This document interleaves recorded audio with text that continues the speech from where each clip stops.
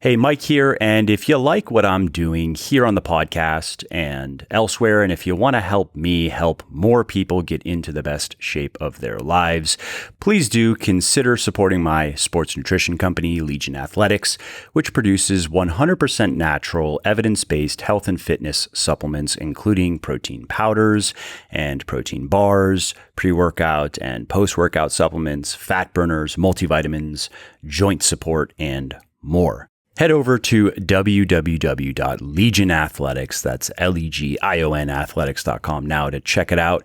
And just to show how much I appreciate my podcast peeps, use the coupon code MFL at checkout and you will save 10% on your entire order. And it'll ship free if you are anywhere in the United States. And if you're not, it'll ship free if your order is over $100. So again, if you appreciate my work and if you want to see more of it, please do consider supporting me so I can keep doing what I love, like producing podcasts like this. Hey there, and welcome to another episode of Muscle for Life. I am Mike Matthews. Now, today's guest is Ethan Suplee, and you may not recognize his name, but you have almost certainly seen his face because he has appeared in quite a few big movies and TV shows such as Mallrats, Without a Paddle, American History X, Cold Mountain, Remember the Titans, My Name Is Earl, Chasing Amy, and many, many more. And during much of his time acting, he has been big. Ethan tipped the scales at nearly 530 pounds at his heaviest. And as he jokes in this interview, he basically had the fat guy who can act niche cornered in Hollywood. And while that was helpful to his career and his bank account, it was not doing his body any favors, as you can imagine. And so about a decade ago, Ethan realized that his life was likely to come to a painful and humiliating end if he didn't make a major change. And so he got a wild hair, and then through crash dieting, keto, martial arts, and cycling, he managed to get all the way down to 220 pounds. He lost 300 pounds. But as impressive as that was, Ethan still wasn't happy. He didn't have much muscle. He didn't like how his body looked. He felt small and weak and just uncomfortable in his own skin. And so back up his weight went all the way back into the mid 300s. Now, fortunately, Ethan eventually found his way to me and my work, as well as the good work of others in the evidence-based fitness space. And he learned about proper meal planning, macronutrient balance, heavy weightlifting, and other fundamentals. And you fast forward to today, and you would not even recognize him as Louis the lineman from Remember the Titans. Just go check out his Instagram, and you'll see what I mean. Ethan Suplee, Suplee. Check out his Instagram, and then Google Louis the lineman and marvel at his transformation. That is the same guy. I mean, now he looks like he's ready for the next Mission Impossible movie. Now, what's more, Ethan is using his celebrity and his story to help spread the word about what he has learned about proper nutrition and training. And he's talking about this on his Instagram that I just mentioned, as well as his new and immediate hit podcast, American Glutton. So if you want to hear Ethan's inspiring story about how he went from super fat to fit to really fat to really fit, this podcast is for you. Ethan, thanks for taking the time to do this. This was very serendipitous, I guess could be the word that we're doing this interview. It's very different than what I normally do. Your entree into the fitness space is also very different for you as well. And it's a wild story. So I'm excited to talk about it. And I know that it's going to resonate with a lot of the people listening, and they are going to be inspired by it because it is just inspiring. And it's just a fun story. You're a good dude, and it's cool to see good things happen to good people. Yeah, thank you. I'm totally blown away, a little bit overwhelmed by the reaction I've gotten and that the podcast is getting. And it's exciting and it's fun. And I initially thought, if I could talk about this, because I have lost weight in the past and lost a lot of weight, but I didn't really talk about it. I just did it. And then that was that. And I thought if I talk about this and it helps a single person, then that's a valid pursuit, so. Yeah. And this time around, was it different in that you didn't just lose weight, but you like completely transform your body composition? Had you done that previously, or was this? Well, I mean, but it was a drastically different transformation. I spent end of 2009 through mid 2011 riding bicycles. And I mean like amateur racing and going to France and following the Tour de France and riding every stage of that and like legit cycling. I became very, very lean up top and I had giant legs and I got down to 220 pounds, I think was my lowest then. I'm 260 now. How tall are you, just for people who? 6'1". Okay. 220, I was sub 15% body fat on a DEXA scan then. I was very lean, but I was not comfortable. I didn't feel, and then I was riding bikes. And the minute I stopped riding bikes every day for 8 hours, that just went away, Yeah.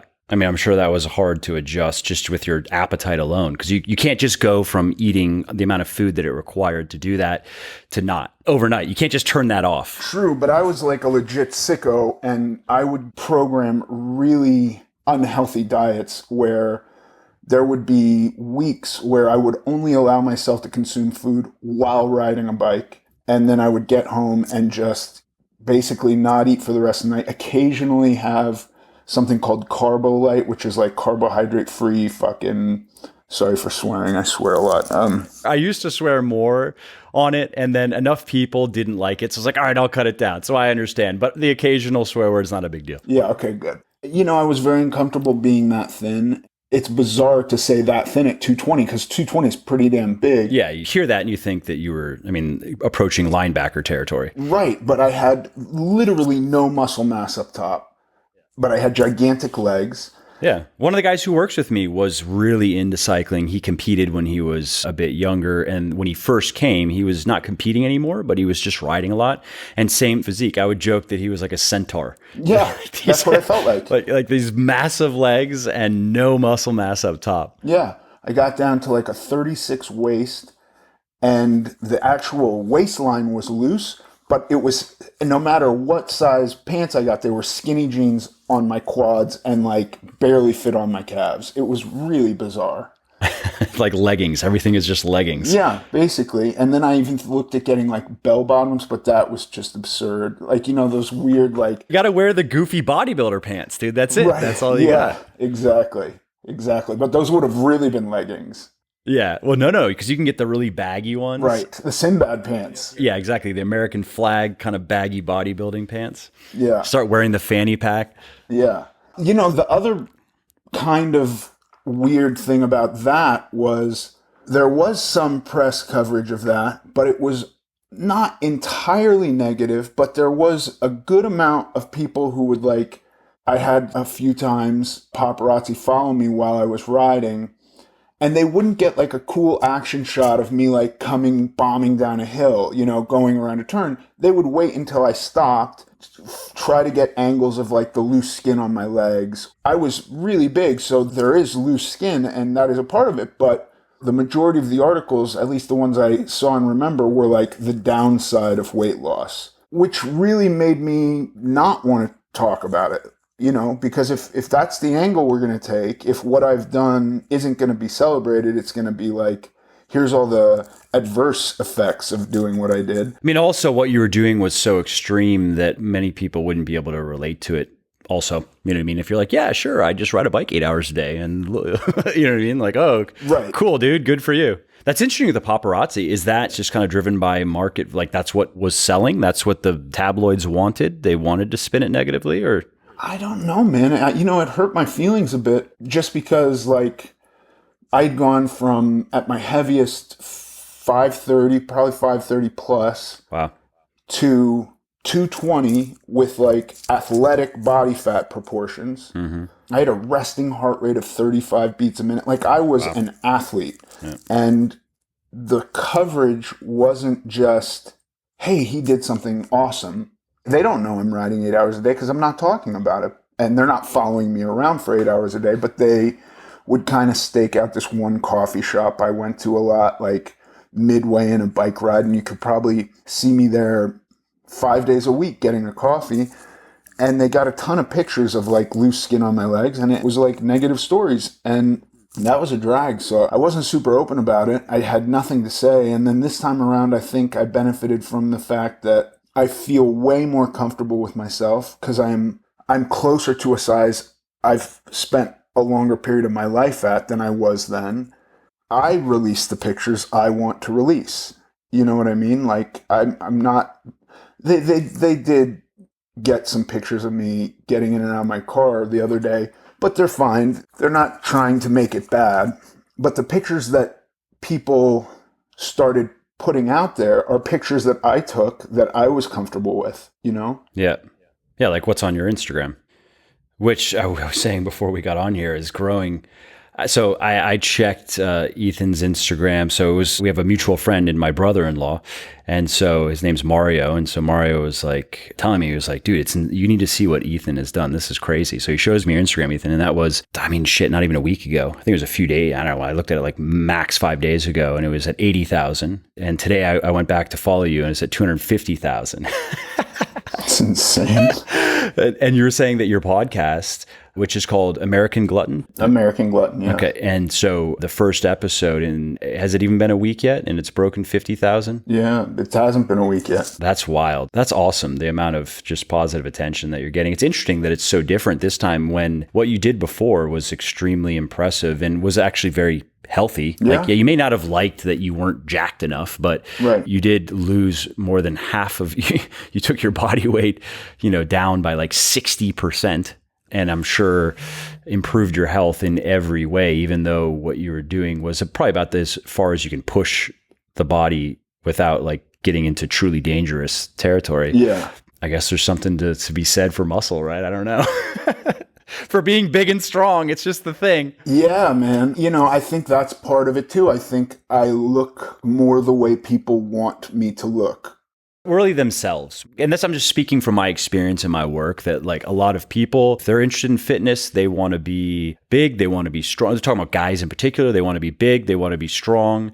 And many of them would, yeah, sure, the abs are cool, but first and foremost, they want to be big and strong. So when they see big and strong Ethan, that immediately resonates, maybe more, even if it's just on a subconscious emotional level than where you were at previously. But it also is super helpful to me because it disguises a bit of the loose skin, which is I went through every kind of like alternative, wrap yourself in seaweed and salt and it'll tighten your skin up. And I did everything I could.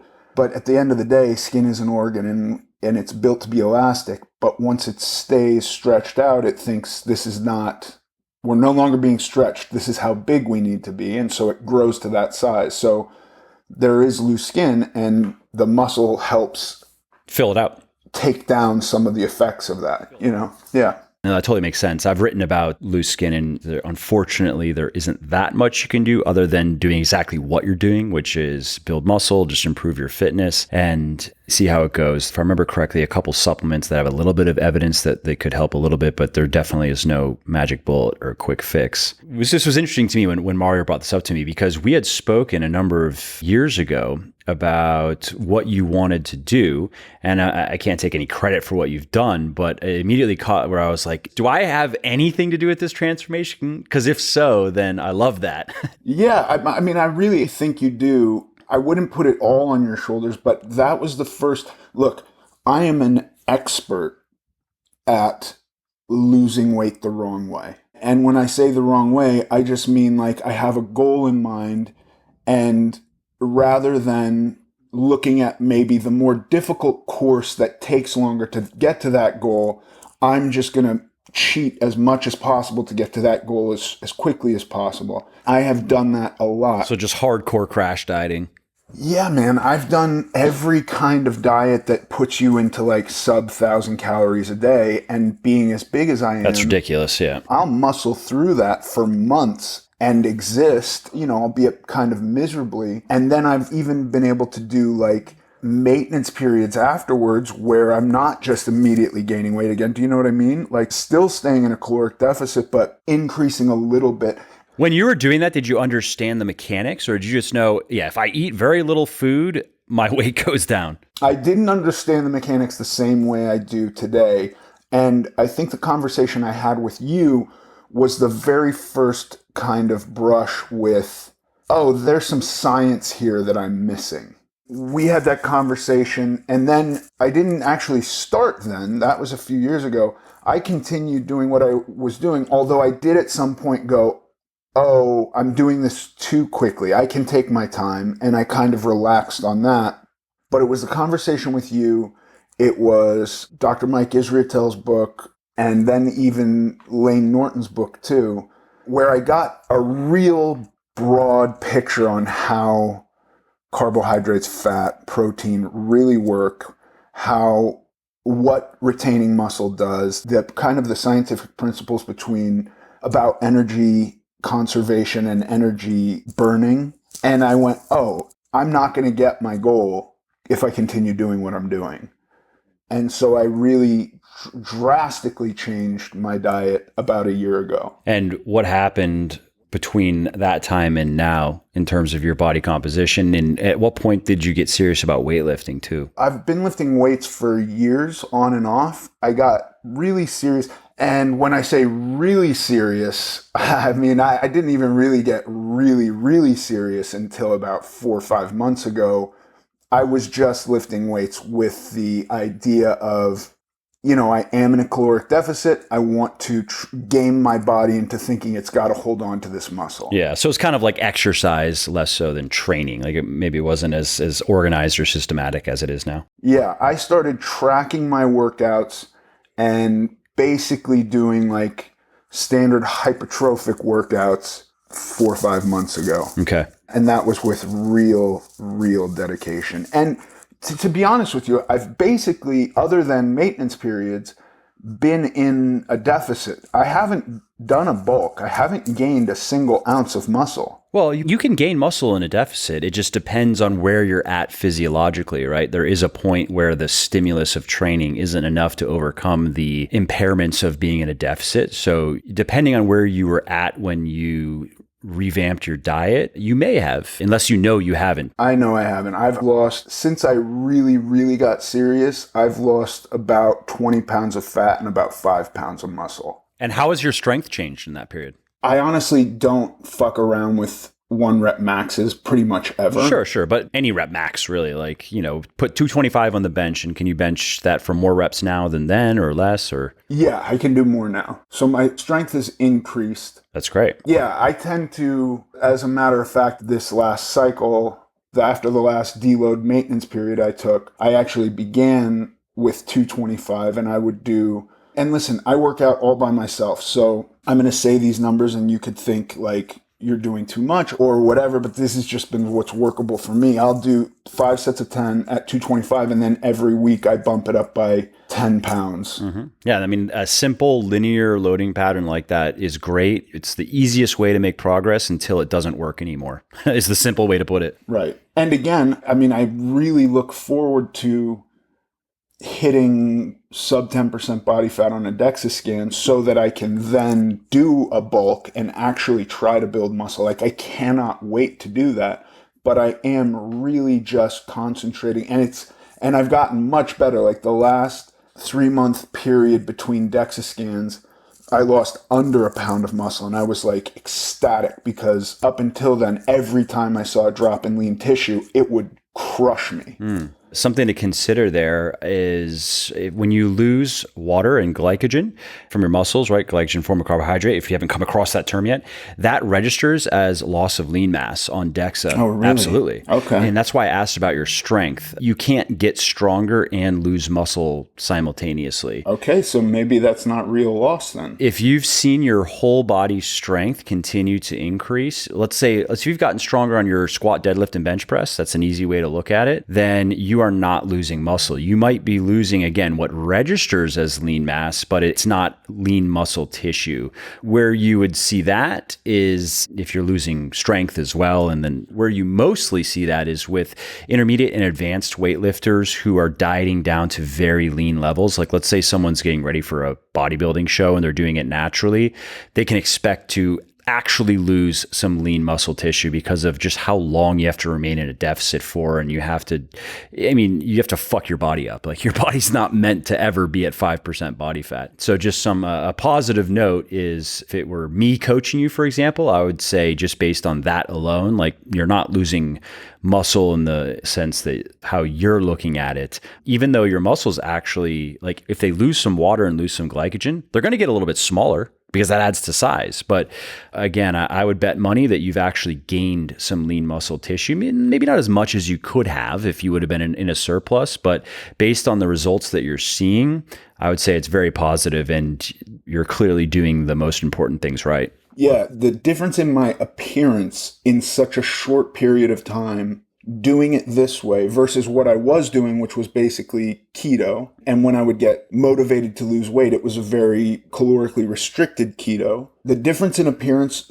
as quickly as I'm seeing it is just bizarre. Let's talk about keto. Very popular right now. I'm sure that's why you tried it, because you're like, hey, if this is the thing, this is the thing. And how was your experience losing fat with keto? I mean, I understand you also now are doing things a bit different in the gym, but I often hear from people who are either doing the keto diet or considering it and are afraid to eat a good amount of carbs every day because they think that it's going to impair fat loss, or sometimes they think it's better for health. I'm sure it's drastically different, the experience. I'll say two things.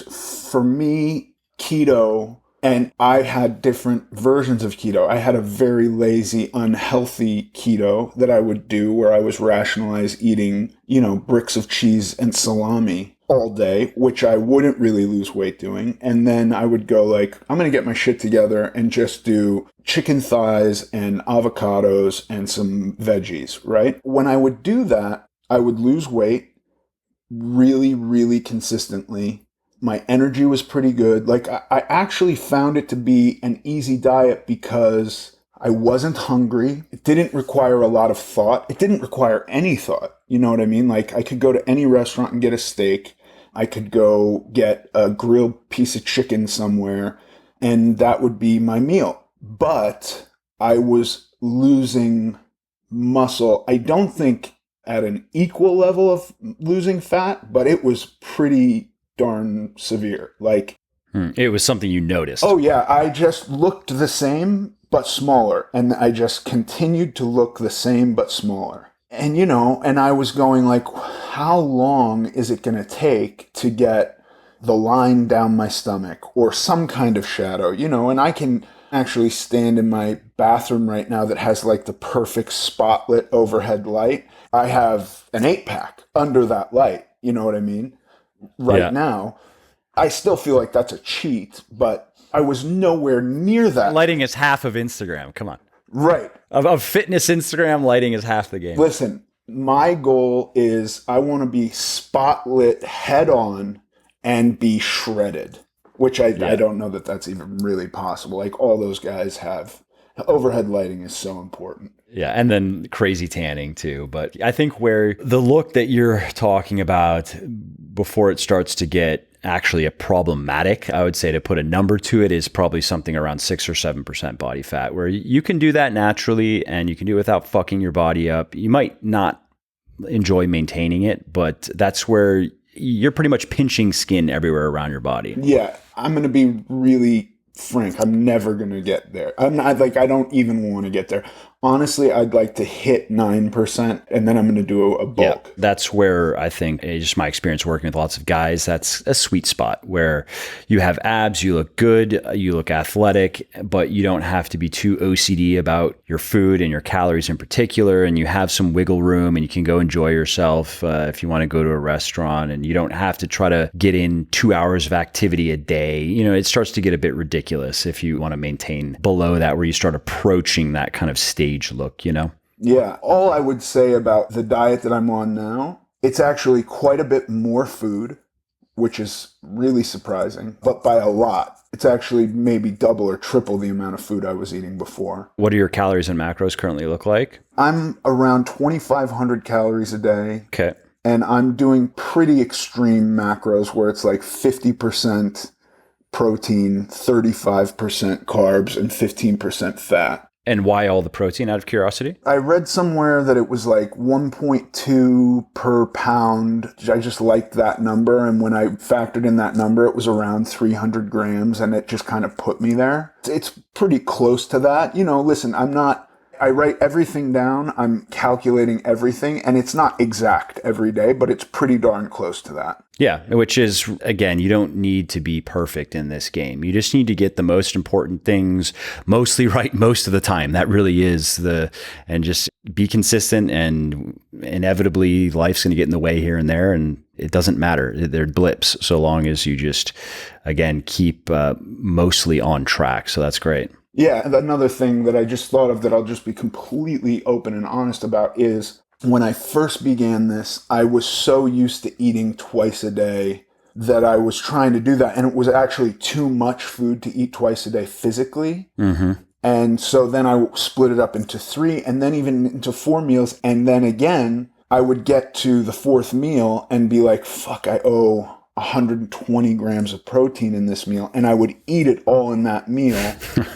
And then I would get this insanely bad gas. And I looked into that and I found out that, and Mario actually helped me with that it was like your body literally unable to process the protein. So that's a big sign of that. Yeah, there is a point for sure where, 50 grams, yeah, sure, no problem. But if you look at some of the research on protein digestion and absorption, people ask me that, I say around 100 grams. And especially, for a woman who weighs quite a bit less, it's going to be less. But for someone your size, even me, I weigh 195. So for someone between me and you, I would say 100-ish is probably where you'd want to cut it off. And then splitting up your meals also is better for muscle gain over the long term. Having those 3 to 5 servings of protein per day is superior than 1 or 2. So you're going to benefit from that as well. Yeah, and I increased my protein to higher than I had to have it for that reason that, hey, listen, dude, I'm a fat, lazy guy. That's the reality. I don't find it easy to get 6 meals a day. I know I should, and I do. I try to, but I do also hit the end of the day where it's like, I owe a bunch of protein, and maybe, and I'm also like getting up and taking aminos at the end of the night, but I just know if I'm hitting above it, I'm getting as close to perfect as possible, if that makes sense. Yeah, totally.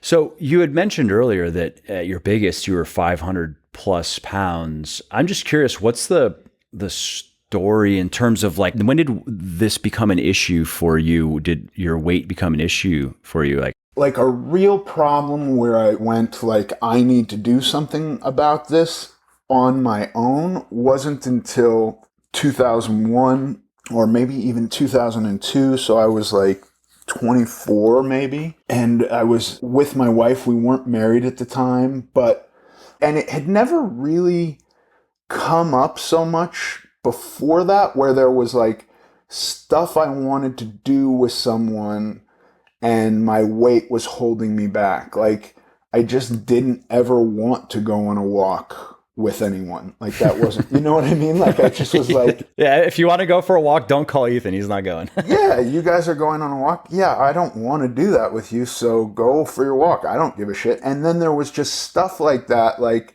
my wife and I in Paris, and you spend so much time on your feet and I'm like miserable. And I think that was kind of the doorway. And then I had a brutal conversation with a guy, and I hadn't ever had that before. And I just went like, I don't want to do this anymore. What kind of conversation was that? Unless you don't want to talk about it, but I'm just curious. No, that's fine. I talked about it on my podcast. I'm totally fine with talking about it. It was another actor who I was supposed to work with, and then the movie fell apart, and then we just randomly bumped into each other at an airplane, and we were on the same flight from LA to Frankfurt, and he kind of changed seats and came and sat with me, and basically was having this conversation that was really I didn't really understand it at first, and then over the course of several hours, it was, you're going to hell because you're not emulating Jesus Christ in your life. And I and you only have 5 hours to go until you land. Right. Yeah. It was just one of those things where at the end of it, I was so shaken because listen, if you called me a fat ass in a bar. We're going to fight. Like, I don't care. You know what I mean? Back then, I don't want to fight anyone today. But when I was a kid, like, I'll just fight you. I don't care. If you make me feel weird or uncomfortable, that's what my reaction's going to be. And I couldn't do that with this guy because he wasn't calling me a fat ass. He was coming from a place of concern. I wanted to tell him to go fuck himself, but I couldn't even do that. And then it was that coupled with, I think, this girl who really loved me. And I kind of was like, is she going to keep loving me if I can't do all this shit with her? Like, go spend a week walking around Paris. There's no way I could have pulled that off. Now, I had been to Paris lots of times, and I just would take a lot of breaks. And, you know, she was kind of like this hustly gal who I just didn't think, I thought this is going to run its course. She's not going to do this forever. So I think that was really the motivation. That's interesting because, you know, I had a discussion about this with my wife recently. Just that point of it's interesting to hear people's stories and what are the events that were like the turning points. And when you would think that, you know, I'm sure you look back now, not that you have any regret or whatever, but does it seem a bit odd to you where you're like, that was pretty obvious? Or no? I'm actually genuinely asking where you go, because you had a moment where you had like some foresight. You saw a future and you said, it was almost like a probabilistic calculation. You're like, all right, probability is this is not going to go well. I just don't see this working. Was that like that was the first time it really kind of crystallized for you? It was. Now, let me say I'm a sober person and I have a pretty extensive drug history.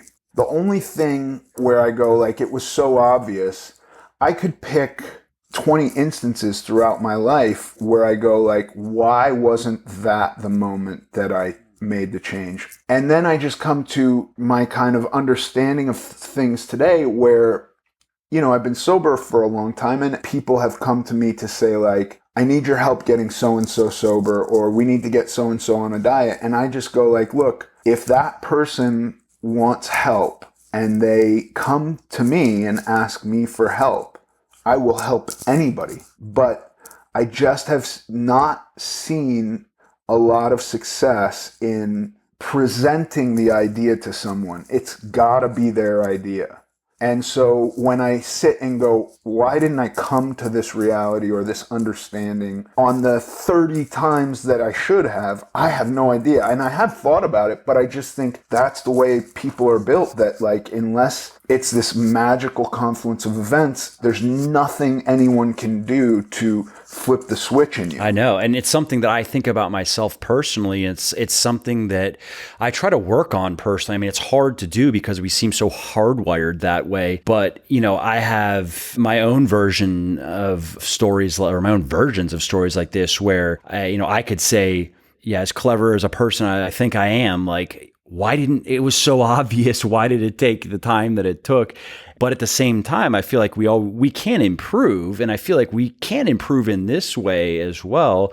And it's something, just an area of interest of mine personally, where I'm very personally interested in trying to make good decisions and trying to gather good information and trying to have good values and good attitudes and beliefs that of course then lead to behaviors. And so that's why I ask, because it's just, I find it interesting when viewed through that perspective, because I've had my own experiences along those lines. And in some cases, maybe I had some decent reasons. Even if I were to lay it all out, you might be like, I can see that. That's not so black and white. It's a little bit tricky.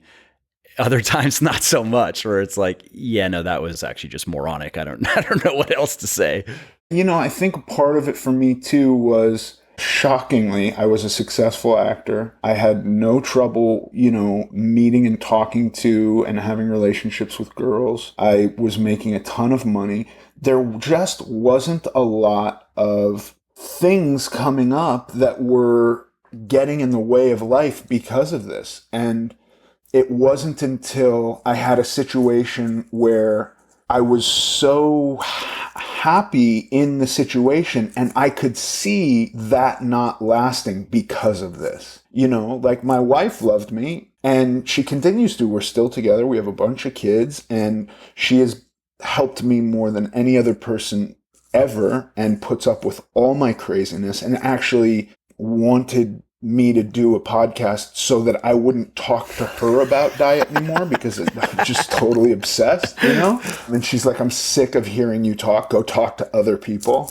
But, you know, it was this thing of like all this shit that I was quote unquote achieving or getting, or all the stuff I had at the time up until that point, I didn't really value. It was kind of worthless to me. It wasn't something that I thought I could lose. And if I did, it was almost inconsequential. And then I was in a situation where I was like, this is ideal for me. How do I make this more ideal? Like, what can I do in this situation to make it better for everyone? And this was losing weight and getting healthy. You know, partially it was like, I want to spend the rest of my life with this girl. How long is that going to be? Is it going to be 10 years or is it going to be 40 years? You know? Yeah, no, I can totally understand that. I mean, it's almost like a qualitative element, whereas before, if you're talking about money and just women dating or sex or whatever, that's much more quantitative. It's almost just transactional. And I can see that where it's like, yeah, whatever, dude, I lose some money, I make some money. I lose some women, I get some women. Who cares?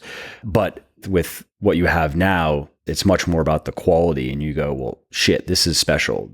Like, I can't just get this again. Yeah. No, yeah. This would be something that if I did something to lose this, I don't know what the point is anymore. Like, it's like game over, you know? Hey, quickly, before we carry on, if you are liking my podcast, would you please help spread the word about it? Because no amount of marketing or advertising gimmicks can match the power of word of mouth.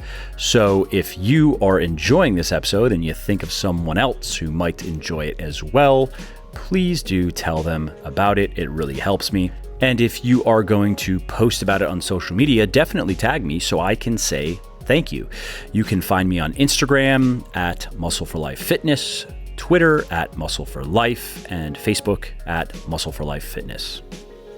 You mentioned about being a successful actor, and I'm going to mention in the intro some of the stuff that you're best known for, but how did your transformation, so I'm curious about the cycling saga. How did that impact your work?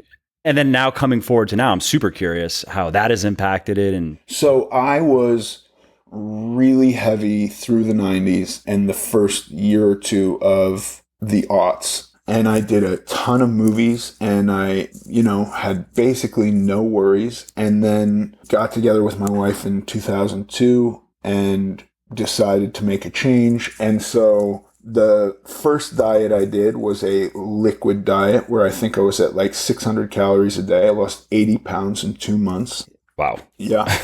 And like, I actually think that that at the size that I was, I think that's a perfectly reasonable thing to do. Oh, I actually don't disagree. There's a case study of a dude who started, I want to say in the 400s, and he ended around where you're at now. And it essentially involved him eating nothing for about a year. They gave him intravenous nutrients to make sure but he drank water. He ate no food for a year. Yeah. Being a sober guy, I often will think about, you know, how much easier really it is to give up drugs and alcohol just because it's something you're doing and then it's something you're not doing. And you cannot do that with food. Like, you can't just give up food. If you're having an unhealthy relationship with food, the answer isn't stop eating, but it's amazing that there's a guy that did. Yeah. And it really, it's just because he had so much fat to lose. So his body had so much in the way of energy reserves, he was able to do it. So just to your point, the one condition where it can make sense, and it was medically supervised as well, but the one condition where, yes, I do agree that if somebody's very overweight and like, let's kickstart this, let's get this going, that a very low calorie approach, it just makes sense. It does. And it can be done healthily. It's not necessarily an unhealthy thing. Now, if you're at your weight now and you're like, hey, so what if I just ate 600 calories a day so I can see more of my abs? Then that's where I'd be like, probably not a good idea, my friend. Right. And that's where I've been trying to talk to people about what their goals are, because at 400 pounds, at 530, at these kind of weights, like, if your goal is just like, I can't even exercise now, I just need to be smaller, then I think that's a valid diet. And I think it works on a number of fronts, that it shows you a big result pretty quick. It'll get you moving, and it'll be something tangible and valid that you want to hold on to. You know what I mean? So if you understand how the body works and you understand that you're setting yourself up for potential adipose hyperplasia, if you then just start eating again, it could get worse. If you understand that, then I think, at those big sizes, I think it's perfectly fine to do that. Yes, but now I've also found hunger unlike I've known in years, eating the way I'm eating right now. And if I go too long without eating, it's overwhelming. So I could not do that. Yeah. Your appetite changes as it should and as it needs to, even if it's for nothing other than the fact that muscle is metabolically active. I mean, it has more uses for food now than just storing it as body fat, which it already had plenty of in the past, Right. So with your career, so it's interesting that when you were making all kinds of movies, and I would assume that your size probably worked in your favor, because not only are you a good actor, but you're a big dude, and there's if that's needed, that's needed. I was kind of that guy for a number of years. I wasn't the Jack Black fat guy or even the Chris Farley fat guy. I was much bigger than those guys. So I kind of had that market cornered. And then coming into 2003, 2004, I still was finding work. Having lost a good amount of weight, I was now still the fat guy, but I wasn't just insanely fat. You know what I mean? I was kind of average fat, right? I then, in 2005, did My Name Is Earl. And in the beginning of that, I was at my lowest ever. I don't actually know what the numbers were, but I think there could have been a day where I was sub 300 pounds for a day, where I was 295 or something. Took a big shit that day. Yeah. And also no real muscle definition, but I was working out like crazy, and I was finding things that I enjoyed doing. I was doing a lot of kickboxing and jiu-jitsu and wrestling and stuff like that. And I was super into MMA, and that was my exercise. I didn't do a whole lot of exercise outside of that, but I went 4 or 5 times a week to the gym, and I was doing basically keto at that time. So I was still losing weight. And then over the course of My Name Is Earl, I kind of gained some weight back in 2010 or 2009 when My Name Is Earl ended. I'd made a bunch of money, and I wasn't really thinking about it. Wasn't I got to go get another job right now, and I had gained some weight, so I just started riding bicycles, and that kind of became the thing that I was super into for a couple of years, and I lost a ton of weight. And then I went back to work and did some pilots, and actually was just uncomfortable in my own skin at that point. Did that negatively impact your acting, your work? I think so. Yeah, I think so. But I also, there's 1 or 2 pictures of me at the time, and I even look at them now, and I truly look skeletal in my face. I don't look healthy. And I do think it negatively impacted me. And it was kind of coming out of that I started lifting weights. So that was 2011, 12, where I started lifting weights. I actually did a competition on a rowing machine it was either the end of 2011 or 2012, and you get a card on a Concept 2 rowing machine, and it's got a little computer chip, and you upload it. And I think I was 9th or 10th in the world in my weight category. Wow. At a 30-minute effort, which was pretty impressive. Yeah, that is impressive. Rowing is hard. Yeah, I did a full marathon, 49,000 meters on a rowing machine. I've done 20 minutes before. I had great cardio stamina back then. I do not do much cardio today. Yeah, well, I mean, with all the riding, you'd expect that, right? And with, like you said, your resting heart rate was in the 30s. That's top tier athlete level. Yeah, I was a beast. And so fast forward to today. So now you're 260. You've gained a lot of muscle, a lot of strength, and you are not doing as much cardio. No, but I gained a lot of fat too. I did a TV series called Chance years, 2016, 2017, or 2017, 2018 maybe. I was big. I was 350, 375. Oh, wow. So how did that happen? So you went through this whole transformation, and then why did you regress? I wasn't working. Well, first of all, I wasn't comfortable. I like felt uncomfortably small. I mean, listen, dude, my entire life I was a big dude, and now 220, I literally felt tiny, and it just messed with my head. Yeah.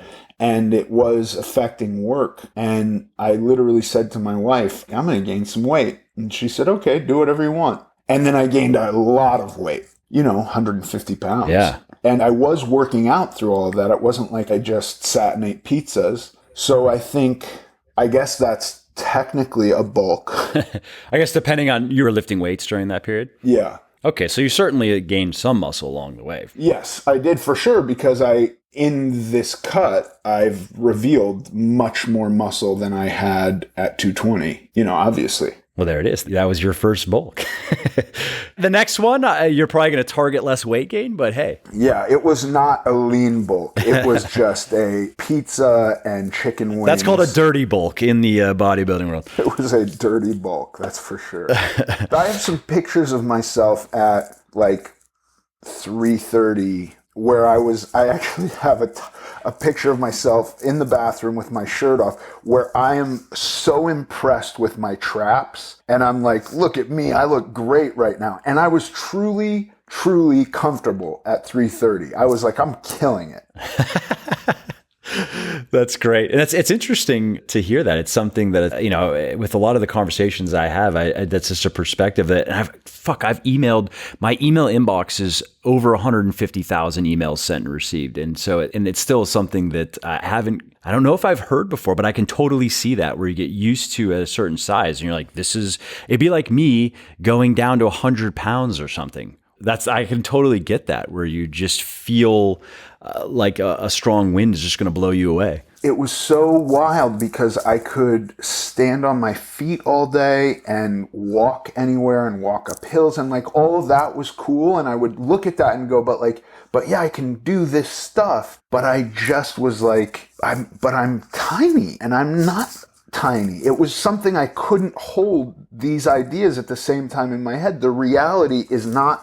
It was like, you hear about people who are like, this is the wrong body. And I'm like, I relate to that. I know what that feels like. I was like, what is happening? You felt like a big dude in a small body. Yeah, it was really weird. That's very interesting. How do you feel now? I feel great now. I mean, I'm not going to lie. I feel a little small. I feel a little thin, but I don't look at myself and think I look sickly, and I certainly don't feel like a strong breeze could blow me over. Like, I don't feel like waifishly thin. I have a pair of pants which have no business being as loose as they are. But it's fine. I'm not freaking out about it, and I haven't hit my goal. I know what my goal is. I'm aiming for it. And then I am going to do a very, very slow, very clean bulk. I'm going to do a really long maintenance period first, and lock everything in place, and then do a slow bulk. Yeah, that makes sense. And you'll enjoy it. You'll notice a pretty significant difference fairly quickly in your workouts. It's nice to have the endless energy kind of feeling that comes when your carb intake has been up there for me, it starts kicking in probably 2 or 3 weeks. So I don't really start to notice it. Now, what you've done and all the attention you're getting, where do you see that impacting your work? Because now you're becoming a different type of, and now stereotype is not the word. You look now at you and you're like this big, strong dude now. You have a beard that's gives a very different first impression than previously when you were very overweight. Are we going to see you running around with guns? Yeah, listen, I did a movie where I'm running around with a gun. I did it middle of last year, so I was probably 20 pounds heavier than I am now, but I was still in good shape. And I was so excited for that to come out. And I actually think it's like a really important movie for right now, because it is about how the political divide cannot communicate with one another. Like, the two groups are actually living within different realities. And so there's going to be no way for them to do anything together. I don't know if it was stupid of them, but the marketing for the movie, they started playing trailers for the movie on CNN in between the first Democratic debates.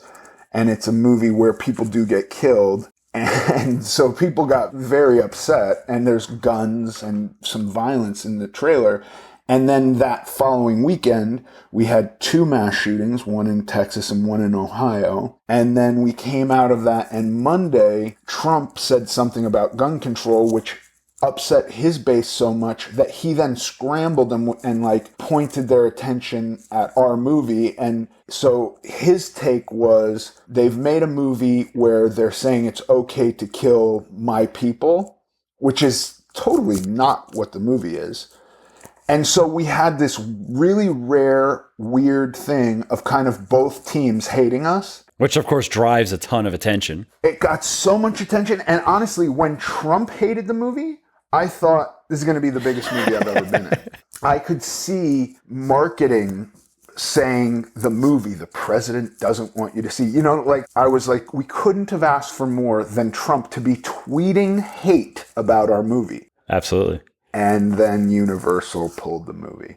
Oh. I mean, they pulled it the weekend the last Fast and the Furious, which was like Hobbs and Shaw, I think, was #1 at the box office. Way more people get killed in that movie than get killed in our movie. Yeah, I mean, the whole series is predicated on just nonstop, nonsensical violence. I mean, yeah, I was shocked. Everybody's hating on this little trailer for a movie that's not a tiny movie, but not a Fast and the Furious movie. The Fast and the Furious is out. Hundreds of people are getting killed in the Fast and the Furious, and you guys are mad at our little movie? Like, what's wrong with you people? Is that trailer still online? Can people go watch it? Because I'm sure people are wondering. You can watch the trailer on my Instagram account. I think it's been pulled from YouTube, and most places have pulled it, but I do have a trailer on my Instagram account. We might as well tell people where they can find you on Instagram. This is a perfect plug moment. Yes, because I desperately need more traffic on Instagram right now. No, I'm kidding. You're only gaining 10,000 followers a day. I mean, or more. I don't even know. 20,000 a day. I am at Ethan Suplee on Instagram. And for people listening, it's Suplee. That's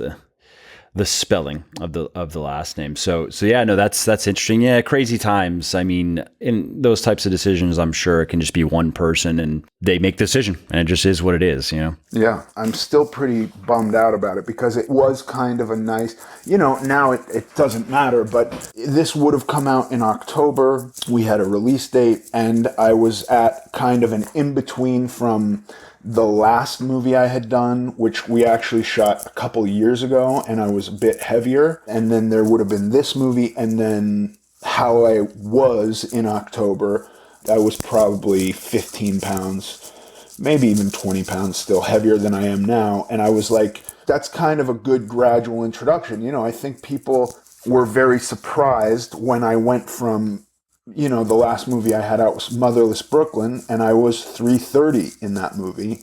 And so 60 pounds and most of it being fat loss, that's a shocking change. Yeah, absolutely. And your final unveiling is just going to be that much more shocking, I guess. Yeah. I mean, so much so that you go back far enough because of with the beard, you'd have to take a double take. Like, wait, is that the same guy? Yeah, no, a ton of people did not believe it was me. Yes, the final unveiling will be one of those, like, you know, GQ shots where I've got like baby oil dripping off of me, you know, just out of the frame. I'm holding 2 80-pound dumbbells so that everything's popping. Yep. I can't wait. Full body pump. Yeah. Bucket list. I'll have that physique for exactly 2 hours. Yeah, but you actually have it forever because now it's immortalized. Right, that's right. So you just always point to it. Yeah, but my GQ cover though. Right, exactly. Well, hey, this has been great. One last question to wrap up. What are your fitness goals? Like, so I'm assuming now it's a lifestyle for you. I'm sure that you've kind of come to that point, I would guess, right? Yeah. I mean, listen, in fairness, some form of exercise has been a lifestyle for me for a long time. There were times where I was less diligent and there were times where my diet was not dialed in. And there was, by the way, a lot of information I didn't have. I think if there's one hope I have, and I'm sorry to sidetrack, I know we're probably going over time, but No. I have been dieting, not consistently, but the first diet I was ever put on was almost 40 years ago. I was 5 years old, and I didn't until this year really have an understanding of how the body worked. what fat's purpose was, what carbohydrates' purposes were, what protein's purpose was. Dude, what's a calorie? Yeah, exactly. I've done a lot of explaining recently that the calorie isn't the thing. The calorie represents what your body has to do to use the thing you're eating. Yeah, it's potential energy, right? Right, exactly. I hope that we can get, and look, I absolutely love listening to Mike Israetel talk. I think he's so funny and so perfect for a bodybuilder. I want everybody to be able to understand what he's saying. And it took me a while to understand what he was saying. You know what I mean? Yeah, I've had him on the podcast and we had a good time. I love that guy. I think in some of these books, they lay it out pretty easily. But the other thing is, like me for so many years, I wanted somebody to say, if you just stop eating sugar, you're going to look like a normal person. Or if, we're going to take your blood and we're going to tell you 5 things that you're sensitive to. And if you just don't eat those 5 things, everything will be fine. And, at the end of the day, while that might work for 0.01% of the population, I think the vast majority is looking for something that is kind of unrealistic. And I say that, and at the same time, I think if your goal is just to lose weight, any diet that you stick to, you'll lose weight. So long as your calories are restricted, right? No matter how you get there. Right, but like keto, I think the way keto's laid out, if you follow keto like as it's laid out, your calories are going to be restricted and you'll lose weight. Absolutely. Yeah, naturally. Yeah, but like I came to kind of dissatisfied with a lot of these things. 1, because none of them were magical.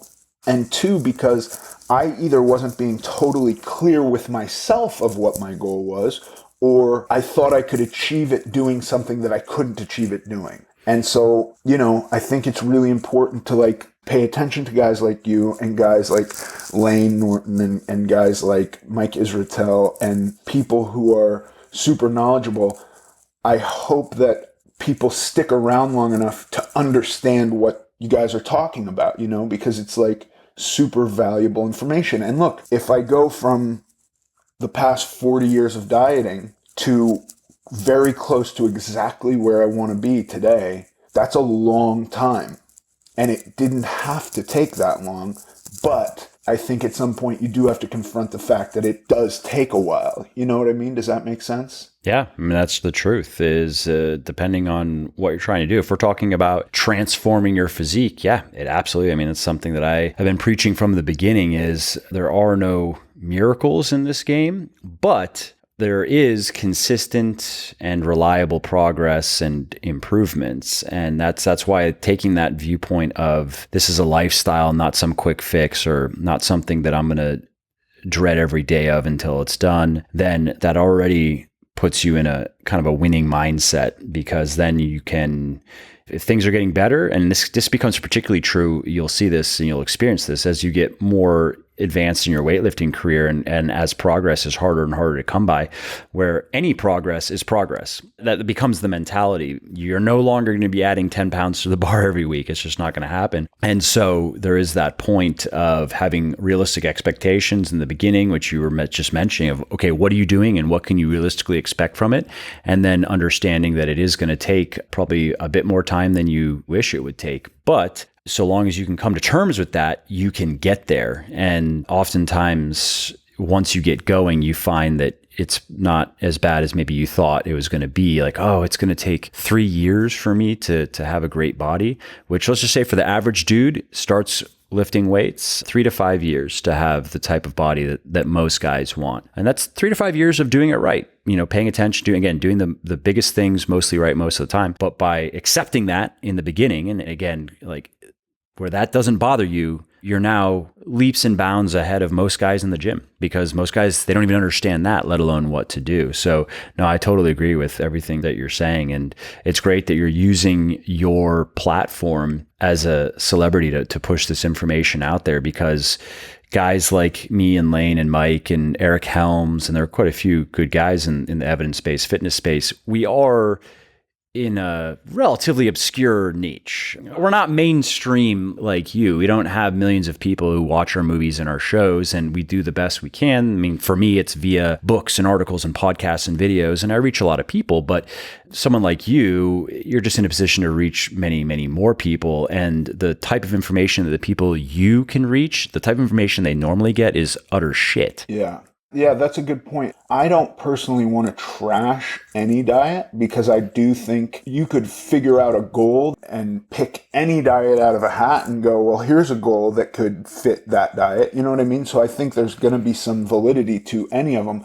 However, what I do hope to advocate for is anyone saying, this is the only thing, which I've seen over and over again, living in Los Angeles, kind of the epicenter of quote unquote health. Something will float around and it will be like, well, if you're not doing keto, you're doing it wrong. Yeah. And I just don't think that's true. I think it took me a long time to understand the diet that I needed to be on. And I'm on it now. And I'm so happy.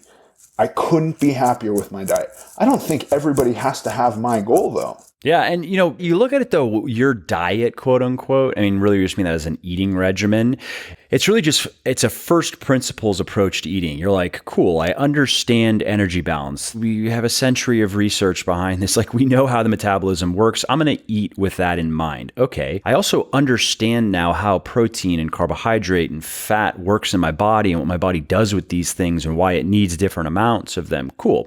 I'm going to incorporate that into my eating regimen as well. Oh, and I also now know about some of my body's nutritional needs. I know the importance of fiber, for example, that many people, they don't eat very little fiber, especially soluble fiber. I understand the importance of eating fruits and vegetables and micronutrients. And so that is your quote unquote diet. And that's very different than, oh, well, yes, sugar is the boogeyman. You just cut out the evil toxic sugar molecule and make no other changes and your life is going to be transformed. Or carbohydrate is the boogeyman. Or lectins are the boogeyman. Yeah. So it's a very different, and it comes to the point of this is a good way to approach any activity, I believe, is to start at the first principles, really try to understand the basics, the mechanics, the fundamentals. How does this work? Because that'll give you a very good bullshit detector right out of the gates. You'll quickly be able to see things that contradict like the basic established rules, and you can go, yeah, I probably shouldn't go in that direction. You were mentioning a lot of different diets had different uses. Take the carnivore diet, one of these things that's a thing right now, just eating meat, nothing else. I think depending on whose protocol you follow, maybe you can like add some, I think salt is okay. Ooh, is salt really, somebody does it without salt? I'm not doing that. You're right. You're going to need a certain amount of sodium for sure. And whatever. It's mostly just a meat only. I think, again, maybe there's some you can include some dairy or like some animal protein, but it's mostly just a meat centric diet. And of course you go, okay, that does not make sense given what we know, or given, let's just say, the overwhelming weight of the scientific evidence as to the importance of fiber and of different nutrients that are not in meat. And then you'll find all kinds of pseudoscientific rebuttals to that as to why that's not the case, but it does not hold water. Where that diet can make sense, though, is elimination. So if somebody's having weird problems, maybe it's psoriasis, or maybe it's they always have gut issues and they just don't know what's going on. Okay, let's start with eliminating everything that you're eating. Let's bring it down to something that is very unlikely to piss your body off, and that actually meat is a good, and let's get your body some protein so you don't lose a bunch of muscle. And then let's start adding foods back in that make sense and see. Now that's an elimination diet. Many people, though, they just stop. They don't do the X part. They just eat nothing but meat. Right. I keep seeing it's carnivore month. I literally keep going, well, I hope they don't just go back to eating normally on February 1st. I hope they figure out whatever they're looking to. Yeah. Often it's weight loss. I mean, it is. Right. That wouldn't be something I would consider for weight loss. It would be to try to handle some other problem. Totally. For me, but that's for me.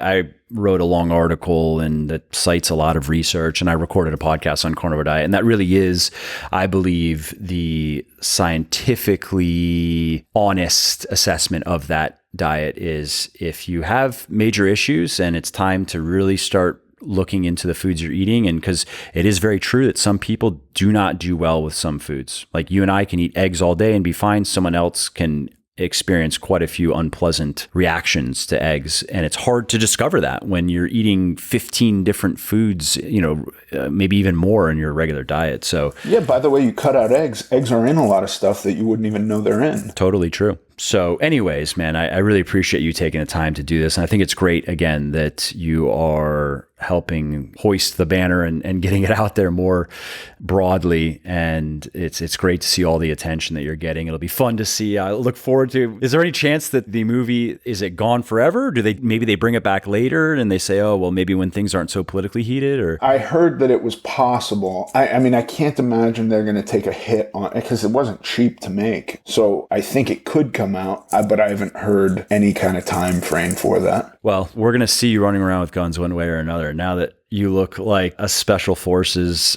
Punisher Terminator. So yes, I look forward to running around with guns. Well, let's wrap up with, let's see, you mentioned your Instagram, Ethan Suplee. Is there anything else that you want to, you mentioned, okay, your podcast, American Glutton, everybody should go check that out. Is there anything else that you want people to know about, anything up and coming that is interesting? Or no, it's really just the podcast I've been focusing on lately, talking about food. That's it. Awesome, man. Well, hey, thanks again for doing this. It was great we haven't spoken in a while. This is our first conversation in a while. So it was fun. I really enjoyed it. Thank you for having me. Hey, Mike here, and if you like what I'm doing here on the podcast and elsewhere, and if you want to help me help more people get into the best shape of their lives, please do consider supporting my sports nutrition company, Legion Athletics, which produces 100% natural, evidence-based health and fitness supplements, including protein powders and protein bars, pre-workout and post-workout supplements, fat burners, multivitamins, joint support, and more. Head over to www.legionathletics, that's Legion athletics.com now to check it out. And just to show how much I appreciate my podcast peeps, use the coupon code MFL at checkout and you will save 10% on your entire order. And it'll ship free if you are anywhere in the United States. And if you're not, it'll ship free if your order is over $100. So again, if you appreciate my work and if you want to see more of it, please do consider supporting me so I can keep doing what I love, like producing podcasts like this. All right, well, that's it for today's episode. I hope you found it interesting and helpful. And if you did, and you don't mind doing me a favor, could you please leave a quick review for the podcast on iTunes or wherever you are listening from? Because those reviews not only convince people that they should check out the show, they also increase the search visibility and help more people find their way to me and to the podcast and learn how to build their best body ever as well. And of course, if you want to be notified when the next episode goes live, then simply subscribe to the podcast in whatever app you're using to listen, and you will not miss out on any of the new stuff that I have coming. And last, if you didn't like something about the show, then definitely shoot me an email at mike@muscleforlife.com and share your thoughts. Let me know how you think I could do this better. I read every email myself, and I'm always looking for constructive feedback. All right, thanks again for listening to this episode, and I hope to hear from you soon.